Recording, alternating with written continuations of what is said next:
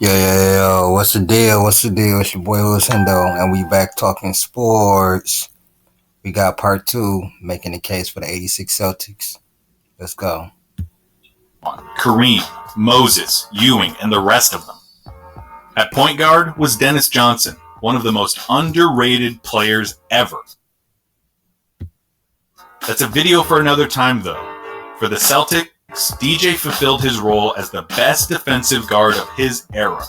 With 9 straight all-defensive selections from 79 to 87, only Kobe made more all-defensive teams as a guard. He was the best matchup on Magic of any player in the league. Set the table. You heard that right? Only Kobe. And older people, how good do y'all think Dennis Johnson was as a defender? You feel what I'm saying? I done watched Dennis Johnson a couple times, but I wasn't old enough to see him in real time. But I know how great Kobe was as an on-ball defender and as a defender, period. Table for everyone on his team and consistently came through in money time. He and Bird had what some refer to as a telepathic connection, making tight wire action between them routine. He was the ringleader of the squad, and Bird still calls him the best player he ever played with. At the other guard was Danny Ainge, a reliable double-digit scorer and wily little rascal that thrived on riling up the opposition and getting under their skin. Ainge was also one of the great shooters. That also is something to say if he was to say that Dennis Johnson is the best player he's ever played with. That's something, seeing as how many Hall of Famers and greats he played with. Of the era, and went on to demolish the single-season three-point record in 1988. A talented multi-sport athlete, Ainge remains the only high schooler to be named a first-team All-American in football, baseball, and basketball. And coming off the bench was the Celtics' secret weapon. And he turned into one of the greatest basketball GMs of all time.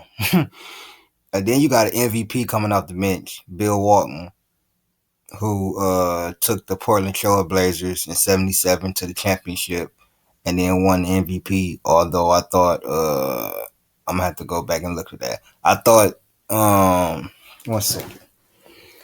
1 second. Because I thought that somebody else should have won the MVP, but I'm not sure who actually was in the running. 1 second.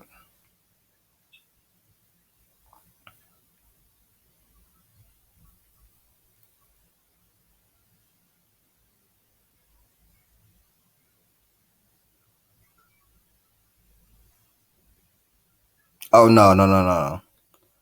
78. Yeah. So, in 78, Bill Walton won the MVP. David Thompson probably should have won it. You know what I'm saying? But it is what it is. You know what I'm saying? Yeah, David Thompson probably should have won it. Maybe George Gervin. But it is what it is. Bill Walton, drafted first overall by the Portland Trail Blazers in 1974, Walton had a transcendent stretch of basketball in the late 70s, guiding the Blazers to the NBA championship in 77 and winning league MVP in 78. Injuries derailed his career at the end of his 78 season, though, and he played in just 14 games over the next 4 seasons. By 86, Walton was a liability and a shell of the player he once was. Looking for redemption and one more chance to be a part of something special, he called Red Auerbach to see if the Celtics would be interested in trading for him. The deal went through, though health still remained the biggest question on everyone's mind.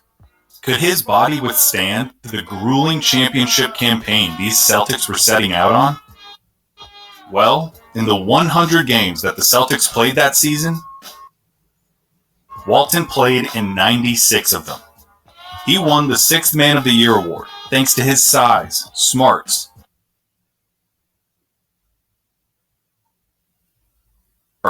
rebounding ability, and defensive instincts.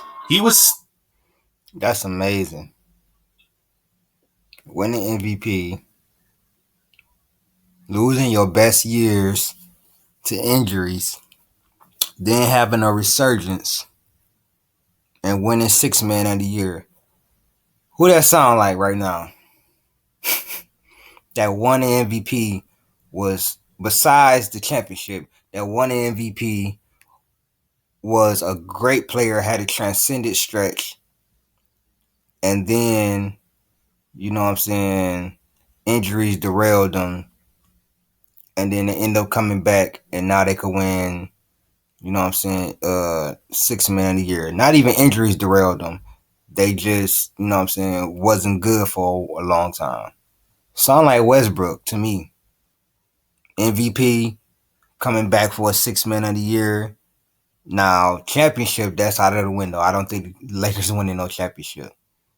They can't even get their two stars to play a full season. Still every bit of the best passing big man ever, and found a kindred spirit in Bird, who also reveled Not no more. in elevating the talent level of his teammates and in the fine details of basketball. To boot, Walton added an Andy Bernard dynamic to the team. He had had his good old days and seen them drain through his fingers. Yet here he was, once again, with a chance to be a part of something historic, completely aware and appreciative of the fact that this was and would always be the good old days of Celtics basketball. In all, the roster touted 5 Hall of Famers. 5. A whole lineup. And Jordan put, And every starter on the team was a double-digit scorer. They gelled together to form a hive mind presence, assimilate. think about that. Everybody on this team scored double digits. And this was the team that Jordan went up against. It made me respect Jordan even more, and even more reason why he the GOAT. He was going up against this team, right? But it make Larry Bird even greater because if I'm not mistaken,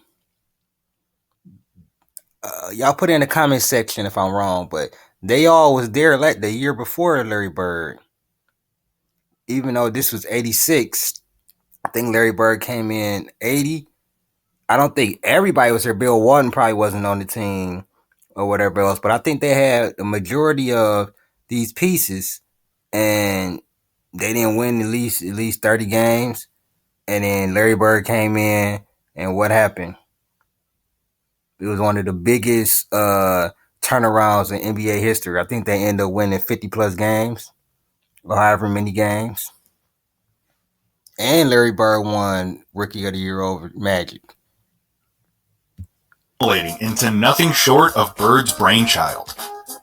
If Bird were cutting, DJ would put the ball where it was supposed to be the second it was supposed to be there. If McHale was rolling on some poor soul in the post and got doubled, Ainge would be in the perfect place for a kickout. If Parrish got open down the court, you could bet that the ball would find him. Emulating Bird's all-around prowess, the Celtics could beat you in any which way. Whatever you did, they did better. If you had a speedy, heady guard, you had the pleasure of being locked down by Dennis Johnson. If your calling card was your big men, you had to contend with the greatest front court of all time. Not razor sharp defensively, the hive mind will beat you into a pulp with their passing. Your offense isn't clicking on every conceivable. I wouldn't say that. Greatest front court of all time. You know what I'm saying? I wouldn't say that. You know what I'm saying? Because, you know what I'm saying? I would say David Robinson and Tim Duncan. You feel me? Like, personally, you know what I'm saying? Like, they might be up there, but I feel you. Cylinder, you would be swarmed, you would turn the ball over, and every shot you took would be smothered. And if you let the game stay close down the stretch, Larry Bird would put the nails in your coffin. They had answers for everything. They could change their style of play on a whim and excel at it. Bird, Ainge, and backup point guard Jerry Seasting were all dead-eye shooters. The big men were some of the best post players to ever play. They could put out an absolutely massive lineup with Bird at the 2, McHale at the 3, and Parrish and Walton in the middle. They could go small with no loss of quality, with McHale at center and Bird at the 4. Craziest of all, they really wouldn't even need to size up or size down. The '86 Celtics are still one of the only teams in history to be able to play a small ball style with a gargantuan starting lineup. Everyone was mobile enough to push the pace and stay active. Their inside-outside perfect. This would be the reason they won 67 games. I think they was first in defense. And then what's most important is that they had chemistry and that Larry Bird wasn't ball dominant. You know what I'm saying? A player like Luka wouldn't work in this offense because he needs the ball 24/7. Proficiency could space the floor. They could defend and corral nearly all types of scorers, and their passing would carve defenses to shreds, all without giving up an inch. And if we're checking boxes, the Boston Garden in the 1980s was the best home court in sports. This free champion is all fired up.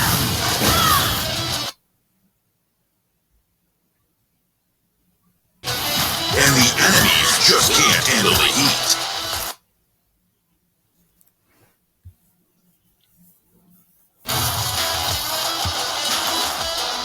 Wanna try?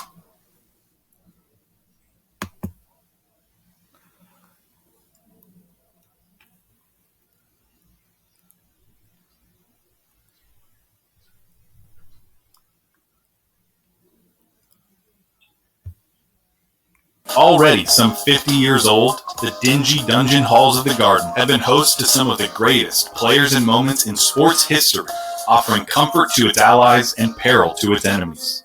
The crowd was insatiable and earned a reputation for both their devotion and potential for viciousness.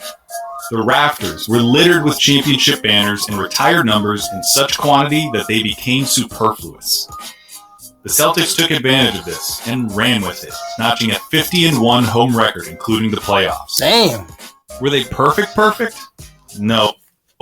They weren't that athletic, and they had a tendency every now and then to get bored and take their foot off the gas against bad teams. Could That sound like the Warriors, honestly. they have gotten to 70 or even 72 wins?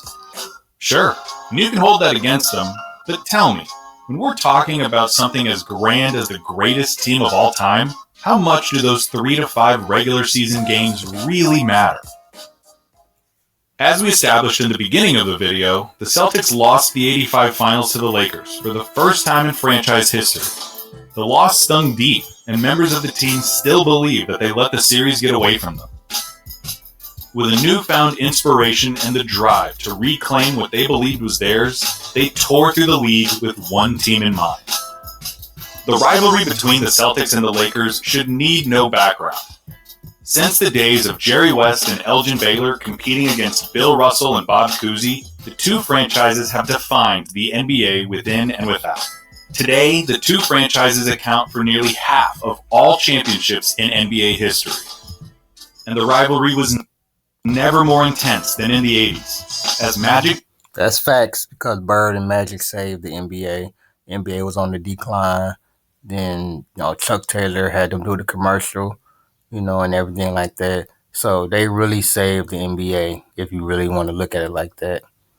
But yeah, man, this was part 2 of making the case for the '86 Celtics. I'll be doing part 3 real soon and finish this on out.